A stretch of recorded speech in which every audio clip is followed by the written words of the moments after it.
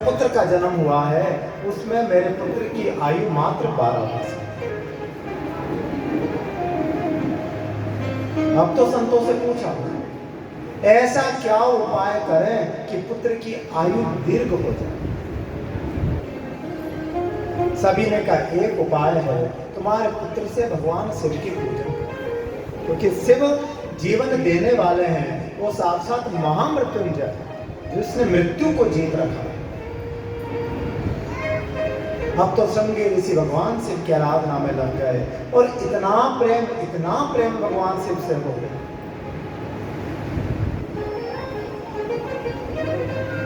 मिट्टी की शिवलिंग बनाई और उसी शिवलिंग की पूजा कर। धीरे धीरे समय का व्यतीत हुआ और आज वो 12 साल भी पूरे।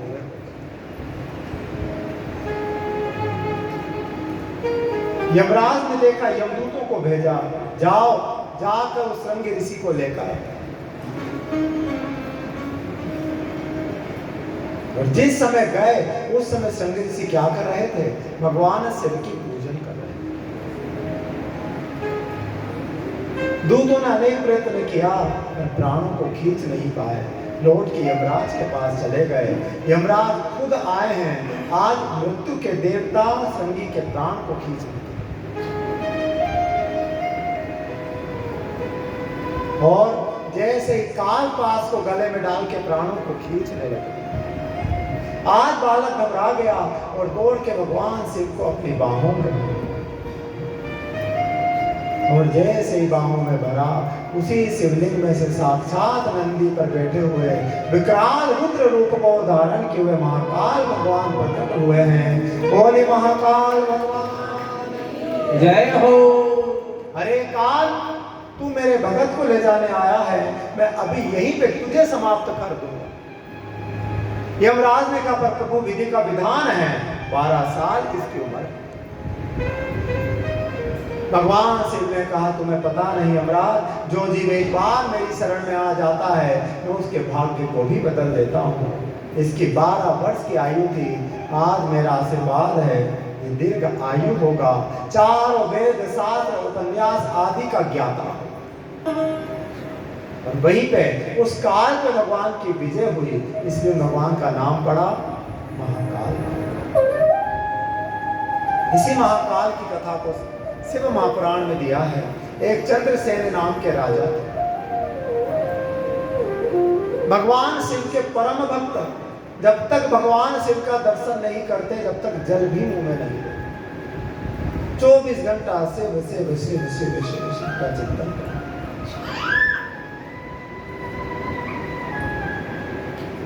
और उन्हीं की पूजा से प्रसन्न होकर भगवान शिव के एक पार्षद, जिसका नाम मणिभद्र जी महाराज, वो भगवान शिव के अनुचर चंद्रसेन के परम मित्र बन गए।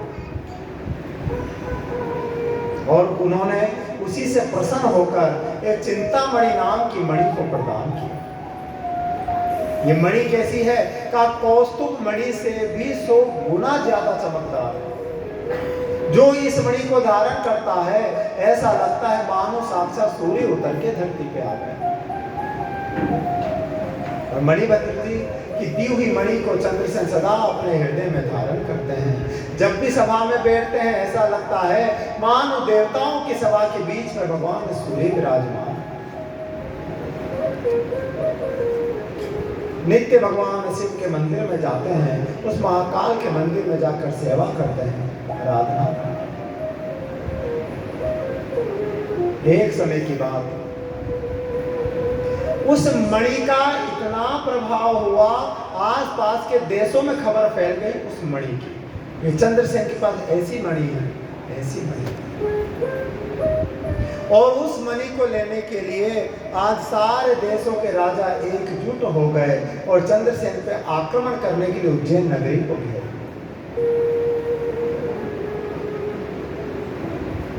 और इधर क्या हुआ? उसी चंद्रसेन की नगर में एक ग्वालिन रहती थी, जिसका एक पुत्र था और उसका नाम श्री करकी जी महाराज। ग्वालिन विधवा थी, बहुत गरीब थी। एक दिन भगवान शिव के मंदिर में पूजा के लिए गए, क्या देखा, उस समय चंद्रसेन जी भगवान शिव की पूजन कर रहे हैं। और बालक ने जैसे ही पूजा को देखा तो पूजा मन में बैठ गई। घर गया, अब भगवान शिव की पूजन की ऐसी लगन लगी, विचार करने लगा, मैं भी शिव पूजा करूंगा, मैं भी शिव की पूजा करूंगा। पर शिवलिंग तो कहीं है ही नहीं। तभी एक पत्थर था, पत्थर को दूर ले जाके स्थापित किया, उसी को भगवान शिव समझकर पूजन को करने लगा। आज वो ग्वालिन अपने बालक को बुलाया, बेटा, कल की बेटा, कल की बेटा, बुलाने लगी ग्वालिन। लेकिन जिसका मन शिव भक्ति में लग गया और उसको संसार की कहां चिंता। जब सुना नहीं तो ग्वालिन आई, देखा ध्यान में बैठा है करके, बड़े क्रोध में आई, मारा पीटा, लेकिन फिर भी ध्यान नहीं टूटा। उसी समय ग्वालिन ने जो पत्थर रखा था उठा के फेंक, पकड़ के कुटिया में ले जाने लगी। बालक रोने लगा, शिव शिव शिव पुकारने लगा, और उसी शिव का चिंतन करते करते पछाड़ खा के धरती पे क्या देखा, गिरा तो कुटिया में था, पर कहां पहुंच गया, सीधा महाकाल के मंदिर में पहुंच गया। और जो सामग्री उसकी मां ने फेंक दी थी, वो ही सामग्री भगवान शिव के शिवलिंग पे चढ़ी। भगवान शिव प्रकट हो गए, बेटा करके मैं तेरी भक्ति से प्रसन्न हूं। उसी समय आंख खुली, क्या देखा, किस भगवान महाकाल के मंदिर में बैठा है।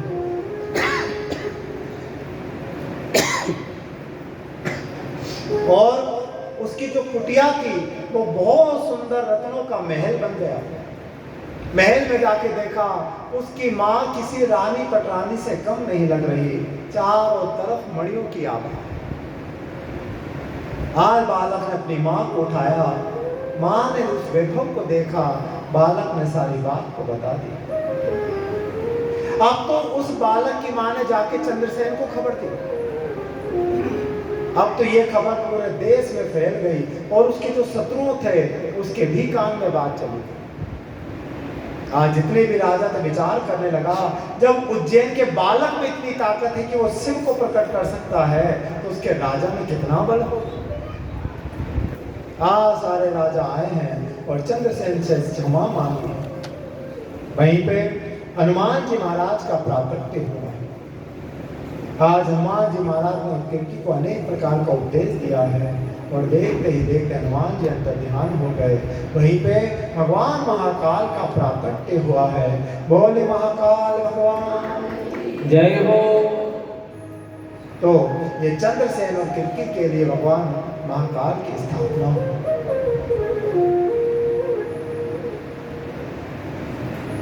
इधर केदारेश्वर महल शिवलिंग की स्थापना की कथा को देखो। ओमकारेश्वर महादेव का पुण्य कब मिलता है, कल बताया था। हाँ? ओमकारेश्वर शिवलिंग के दर्शन का पुण्य कब मिलता है, जब मंगलेश्वर महादेव का दर्शन किया जाता है। दोनों का दर्शन करने से ही ओमकारेश्वर शिवलिंग के दर्शन का पुण्य मिलता है। उसी प्रकार केदारनाथ भगवान के दर्शन का पूर्ण पुण्य कब मिलता है, हाँ? जब पशुपतिनाथ का दर्शन किया जाता है। कहाँ पे, नेपाल। जब तक पशुपतिनाथ का दर्शन नहीं किया जाता, तब तक केदारेश्वर महादेव के दर्शन का पुण्य कभी नहीं मिलेगा। पर कैसे, मात्र आधा पुण्य।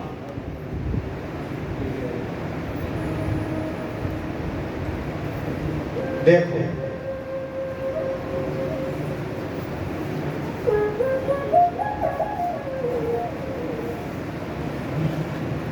एक समय के बाद बद्री का आश्रम में भगवान विष्णु के अवतार नर और नारायण भगवान शिव को प्रसन्न करने के लिए तपस्या करते हैं। क्या करते हैं?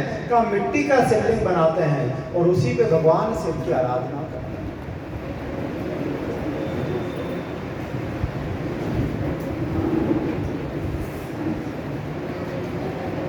आज उस नर नारायण के तपस्या से प्रसन्न होकर भगवान शिव प्रकट हो गए। अरे नर और नारायण, तुमने मेरा भजन किया है, मैं तुम्हारी भक्ति से प्रसन्न हूं।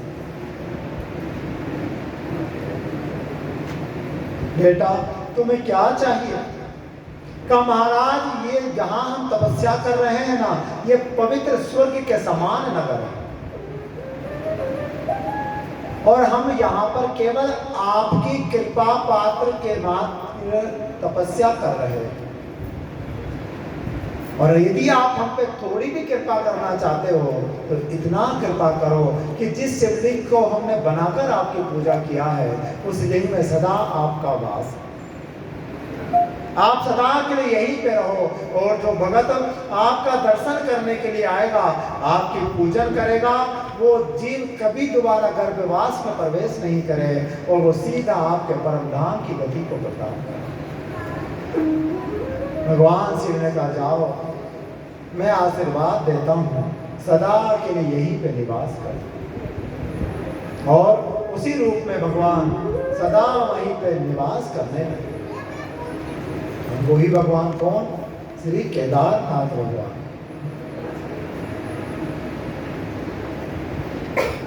देखो, अरे चल जाओ, आपके लिए रिजर्व कर रखी है पीछे से।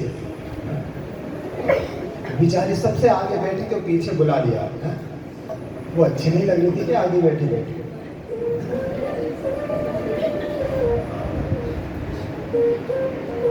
बिल्कुल सही बात है, इसने सही कहा है कि हम तो डूबेंगे सनम, तुम्हें साथ लेके डूबेंगे।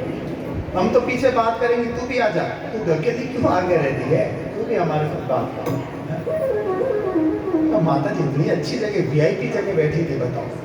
आने जाने वाले पे खबर रखती बेचारी, कौन आ रहा है कौन नहीं, तुमने पीछे बता।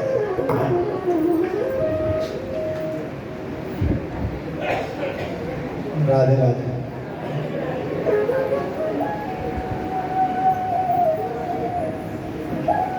श्री सूर्य जी महाराज कहते हैं, अब मैं तुम्हें भीमा शंकर की कथा का श्रवण कराता हूं। एक राक्षसी थी जिसका नाम करकटी।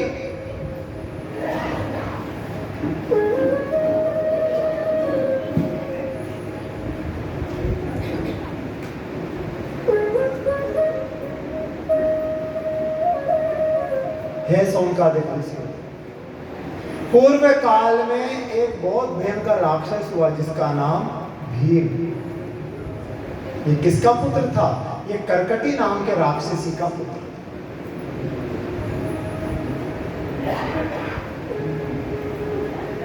इसका काम क्या था? सदा दूसरे प्राणियों को दुख देना, कष्ट देना, धर्म भक्ति आदि का नाश करना। कहीं यज्ञ होता, यज्ञ में जाके मलमूत्र विष्ठा को त्याग देता, पवित्र कर देता। कई ऋषि मुनि तपस्या करते, उनको जाके मार देता, उनको कच्चा ही खा जाता। एक दिन भीम ने अपनी मां करकटी से पूछा, मां मुझे एक बात तो बताओ, मेरे पिता कौन है? आज तक मुझे नहीं पता, मेरे पिता का नाम क्या है? करकटी कहने लगी, बेटा तेरे पिता कौन? का रावण के मझले भाई जिनका नाम कुंभकर्ण है, वो कुंभकर्ण ही तुम्हारे पिता।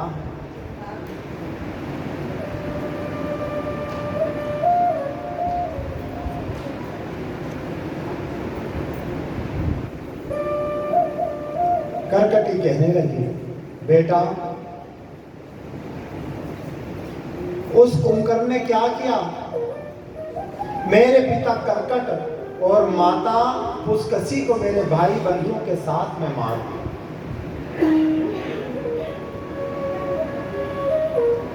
मेरे पति का नाम विराट था, उस विराट को भी कुंभकर्ण ने मार दिया और बलपूर्वक मेरे साथ बलात्कार किया और उसी के अंश से तुम्हारा जन्म। और उस कुंभकर्ण को किसने मारा? कहा उसको विष्णु के अंश भगवान राम ने मार दिया। तेरे पिता को मारने वाला कौन? कहा वो विष्णु तेरे पिता को मारने वाला। अब तो भीम बड़ा क्रोध में आ गया, विष्णु मेरे पिता का शत्रु, अब वो विष्णु को जीवित नहीं छोड़ूंगा, तो विष्णु को मार दूंगा। और ऐसा विचार करके आज भगवान शिव की तपस्या किया, घोर तपस्या की भगवान शिव की। भगवान शिव सामने आके खड़े हो। भीम क्या इच्छा है? मांगो, वरदान मांगो। विचार करो, सामने शिव खड़े हों तो मन में कोई विचार आ ही कैसा सकता? तपस्या क्यों की थी? विष्णु को मारने के लिए। लेकिन भगवान शिव को देखा, प्रसन्न हो गया, भगवान शिव को वंदन करने लगा। प्रभु मेरे मन में अब कोई बैर नहीं, कोई भाव नहीं, मेरी इतनी इच्छा है कि आप सदा के लिए यहीं पे विराजमान हैं। भगवान शिव ने कहा जाओ, तुम्हारा नाम भीम है, इसीलिए मैं तुम्हारे नाम से सदा यहाँ पे विराजमान होऊंगा। आज से मेरा नाम होगा भीमा शंकर। बोले भीमा शंकर भगवान जय हो। तो भीम नाम के राक्षस को वरदान देने के लिए भगवान ने अपना नाम भीमा शंकर रखा।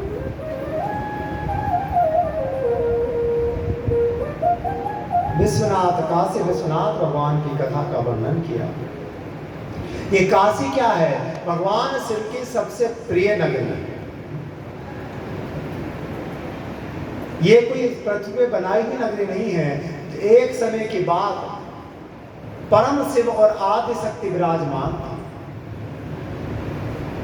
दोनों ने देखा संसार में हम दोनों के अलावा कोई नहीं। उस प्रकृति स्वरूपा देवी ने भगवान को कहा, प्रभु इस संसार में हम दोनों अकेले हैं, क्या हमारे लिए तो दूसरा व्यक्ति नहीं मिलेगा?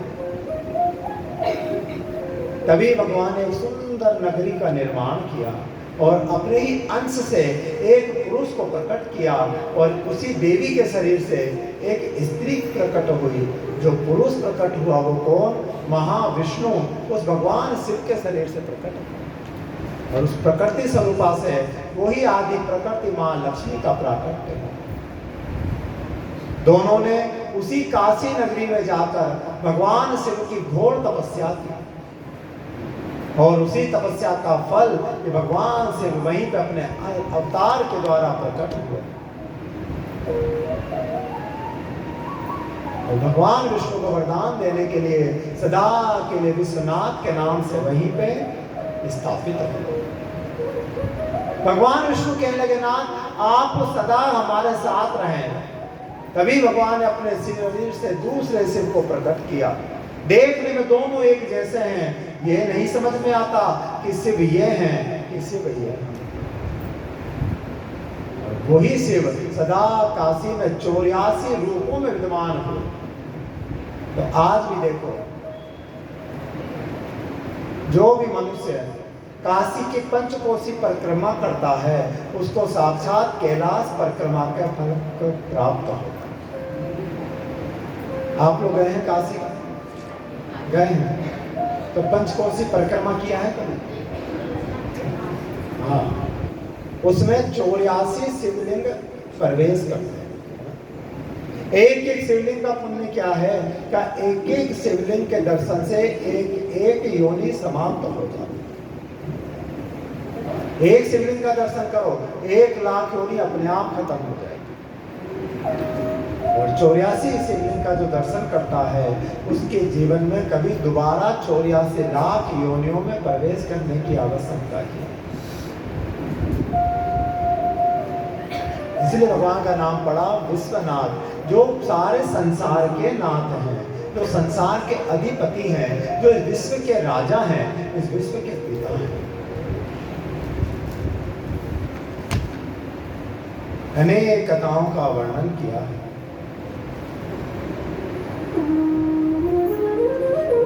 नासिक में एक तीर्थ है जिसका नाम, नासिक में कौन है?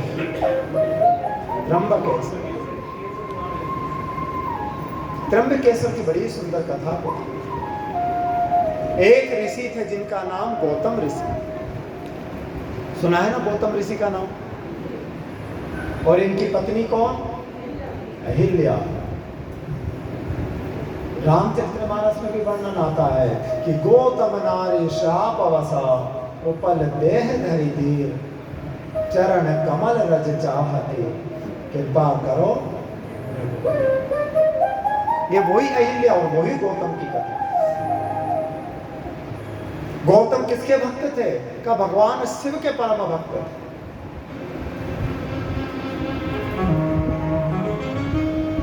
एक बार इतना भयंकर अकाल पड़ा, इतना भयंकर काल पड़ा कि सारे जीव उस काल के कारण मरने लगे।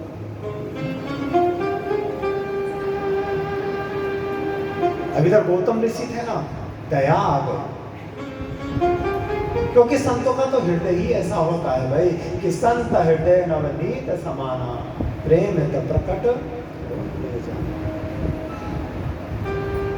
संसार की दुर्दशा को देखा और गौतम ऋषि को दया आ गई।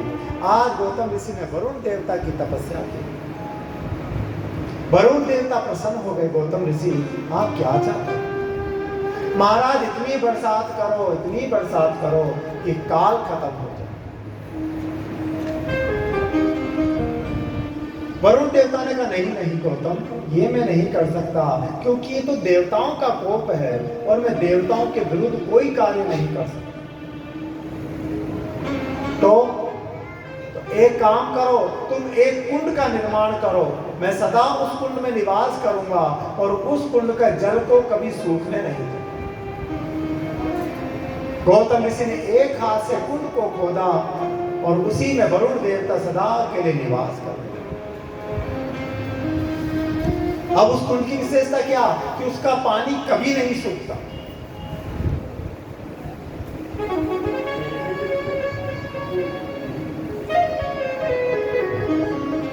अजमेर में भी है ना ऐसा कुंड? अजमेर में भी है ना ऐसा कुंड जिसका पानी कभी नहीं सूखता?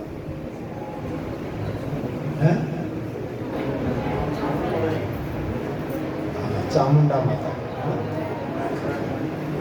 वहां पे भी छोटा सा कुंड है जिसका पानी कभी नहीं सूखता। ऐसा सुना है कि जब काल पड़ा पृथ्वीराज चौहान के समय, तभी इसी जल से पूरे राज्य का भरण पोषण होता। हाँ मैं सुना रहा हूँ। अजी तुम शाम को सुनाना यहाँ बैठ के, अभी तो मेरी सुन लो। तुम तो सभी व्यास बन जाओगे तो हम लोगों का क्या होगा भाई? तो देखो, तो आज गौतम ऋषि को वरुण देवता ने आशीर्वाद दिया, इस कुंड का जल कभी नहीं सूखेगा, तुम इसी जल से भरण पोषण करो।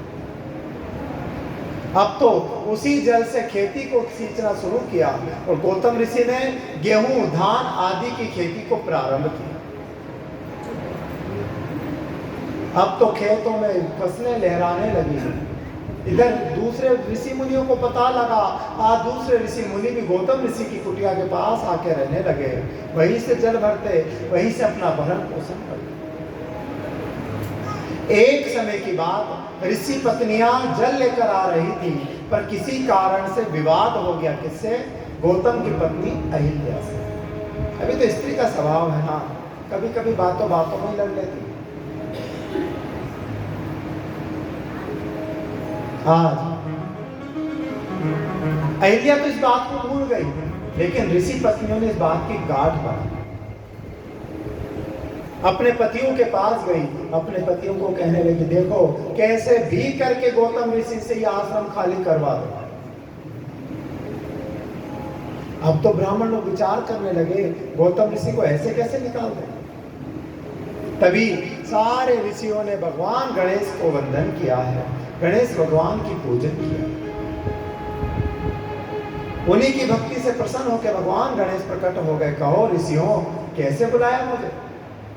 महाराज ऐसा कोई चक्कर चलाओ गौतम ऋषि भाग जाए यहाँ से, उसका अहित हो। गणेश ने कहा, तुम पागल हो क्या? किसी संत का अपमान करके क्या मिलेगा? और हम तो देव हैं, हम लोग किसी ऋषियों का बुरा नहीं करते। इसके अलावा कोई और अभिलाषा हो तो मांग लो। यदि किसी वर में किसी की हानि हो तो वो वर क्या काम का? आशीर्वाद तो दूसरों के कल्याण के लिए दिया जाता है ऋषियों, किसी का अहित करने के लिए नहीं। ऋषियों ने कहा नहीं नहीं, हमको तो यही चाहिए कि कैसे भी करके गौतम ऋषि का अहित। गणेश जी ने कहा तुम्हारी जैसी इच्छा, कह के अंतर ध्यान हो। एक दिन क्या हुआ, गणेश जी अपने उसी वरदान के कारण एक बिल्कुल पतली सूखी सी गाय बनकर गौतम ऋषि के खेतों में चले गए। गौतम ऋषि के धान को भगवान गणेश खाने लगे। उसी समय गौतम ऋषि ने एक पतला सा तिनका उठाया और उस तिनके से ताड़ने लगे उस गाय को, पर जैसे ही तिनका लगा पछाड़ खा के गाय गिर गई, मर गई। आज ब्राह्मण लोग पहले ही आसपास में छुपे हुए थे, सब खड़े हो गए, चिल्लाने लगे, अरे गौतम ने गौ हत्या कर दिया, गौतम ने गौ हत्या कर। गौतम ऋषि सफाई देने लगे, पर ये ब्राह्मण तो चाहते ही थे ना कि गौतम ऋषि का अहित है। गौतम ऋषि अब तुम यहां नहीं रह सकते, तुम्हें कुटिया खाली करके जाना पड़ेगा, हम किसी गौ हत्यारे के साथ कभी नहीं रह सकते। गौतम ऋषि ने स्वीकार किया, पत्नी सहित गौतम ऋषि चले गए। दूर पहाड़ पे जाके तपस्या करने लगे, लेकिन तभी वो ब्राह्मण वहां पे भी पहुंच गए। ब्राह्मणों ने कहा, अरे गौ हत्यारे, गौ की हत्या करने वाला पूजा पाठ यज्ञ आदि का अधिकारी नहीं होता, और तू यहाँ पे यज्ञ कर रहा है, तो क्यों भगवान का अपमान करता है? गौतम, यज्ञ को बंद कर। तो महाराज इस गौ हत्या का प्रायश्चित क्या होगा? कहीं गौ हत्या का एक ही प्रायश्चित है, क्या तुम यदि गंगा को प्रकट कर दो और गंगा में पवित्र हो जाओ तो ही तुम इस गौ हत्या से छूट सकते हो। आज गौतम ऋषि ने वहीं पे मां गंगा की आराधना किया। कई वर्षों तक गंगा माता के स्थान की तपस्या किया।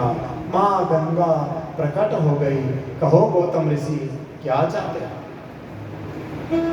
हे मां गंगा, आप यहाँ पर रहकर मुझे पवित्र करें, जो भी आपकी शरण में आए सबको पवित्र करें। गंगा कहने लगे, नहीं नहीं, मैं यहाँ नहीं रह सकती, मैं तो शिव के चरणों की अभिलाषी हूँ, मैं शिव चरणों की दासी हूँ। जहाँ शिव नहीं वहाँ ये गंगा कैसे रह सकती? यदि तुम मुझे प्राप्त करना चाहते हो तो भगवान शिव की आराधना करो, क्योंकि उनके आशीर्वाद से ही मैं यहाँ निवास कर सकता हूँ। आज गौतम ऋषि ने भगवान शिव की आराधना किया, भगवान शिव प्रकट हो गए। कहो क्या चाहते हो? तो महाराज आप मां गंगा के साथ सदा यहाँ निवास करो। हाँ, भगवान शिव ने क्या किया? अपनी जटाओं को खोला और उसमें से थोड़ी सी गंगा को निकाल के गौतम ऋषि के पास में रख दिया। वहीं पे गंगा साकार रूप में खड़ी हो गई। सारे देवों को पता लगा भगवान शिव और मां गंगा आए हैं। सारे देवता भी आ गए। गंगा कहने लगी, मैं एक शर्त पे यहाँ रहूंगी, यदि ये सारे देवता भी मेरे साथ यहाँ पर रहें तो मैं सदा यहाँ निवास करूँ।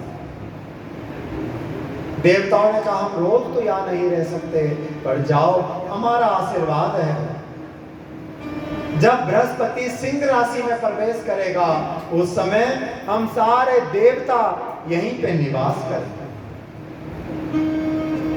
और गंगा तुम सदा के लिए यहाँ निवास करो। जिस समय बृहस्पति सिंह राशि में आएगा हम तेरे घाट पर आकर यहीं पे निवास करेंगे। और देखते ही देखते वो ही माँ गंगा नदी के रूप में परिणित हो गई।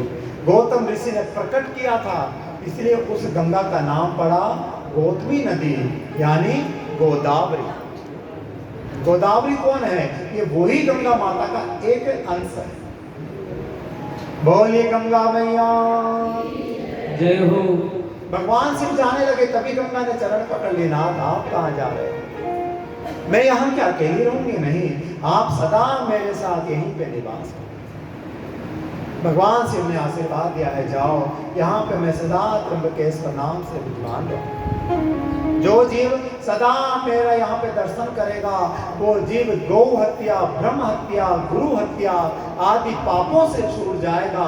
बड़ी बड़ी हत्याओं का यदि जीव को पाप लग जाए और वो मेरे त्र्यंबकेश्वर का दर्शन करके गंगा में स्नान करे, तो उस जीव के समस्त पाप सदा के लिए दूर हो जाए। वही भगवान शिव त्र्यंबकेश्वर के रूप से यहाँ पर विद्वान। कितने शिवलिंग हो गए?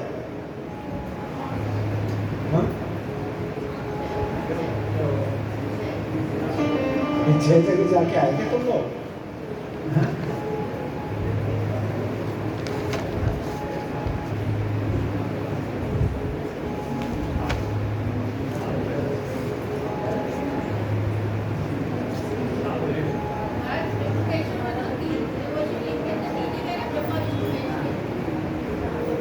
अब ऐसा मानते हैं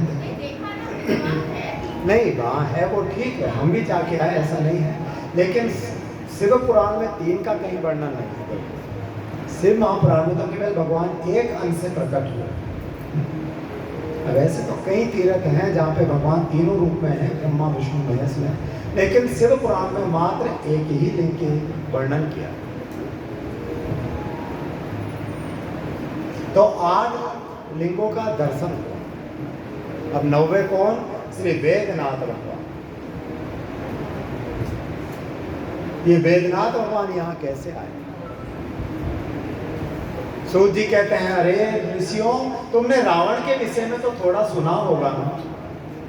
ये वेदनाथ भगवान क्यों आए? तो उसी रावण के कारण यहाँ धरती पे आए। कैसे? क्या सुनो। रावण भगवान शिव के परम भक्त थे, परम भक्त। देखो ये आराम से देख भैया, एक उनको उधर लिखा दो, दिख नहीं रहा है। दिख गया क्या आया है? कथा सुन रहे हो कि तुम लोग गऊ का कट्टा देख रहे हो? बताओ।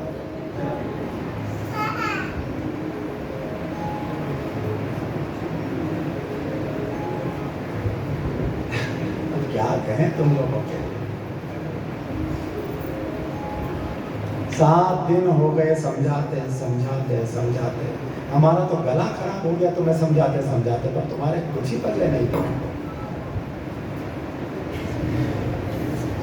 और तेरा पल पल बीता जाए,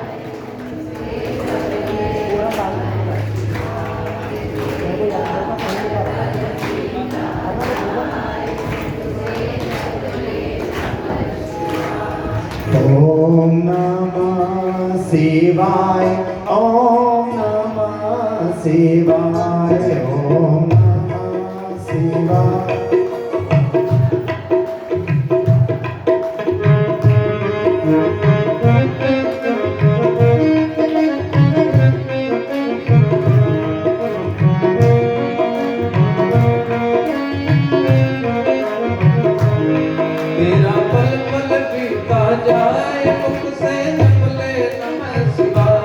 तेरा पल पल बीता जाए, मुख से जप ले नमः शिवाय, ओम नमः शिवाय, ओम नमः शिवाय।